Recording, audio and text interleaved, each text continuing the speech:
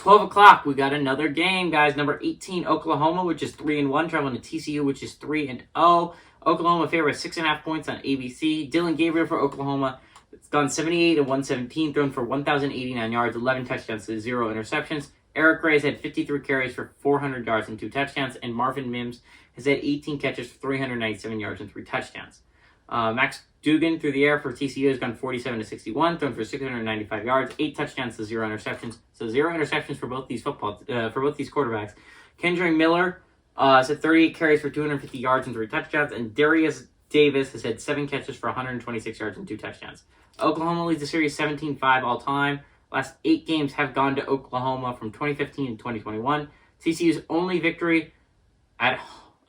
last victory was in 2014, and that was their only win at home in their 5 games they've won against Oklahoma.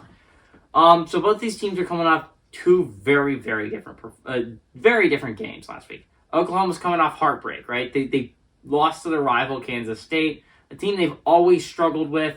But this one hurt a lot, right? Because you think maybe it's changed since Lincoln Riley has left and it's Brett Venables now. But still, and you get it at home, and Kansas State just lost to Tulane, and still the Wildcats come in and, pardon my language, kick your ass.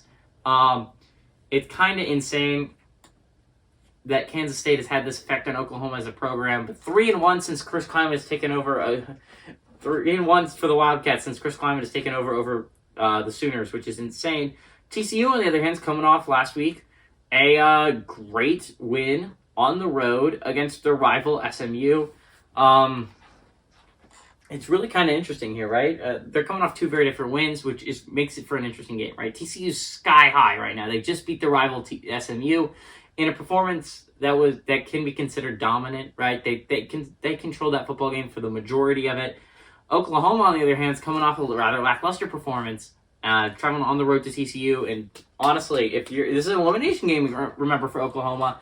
So they're going to want to come out and they're going to want to show that they're still a top 15 football team, despite being ranked 18th, right?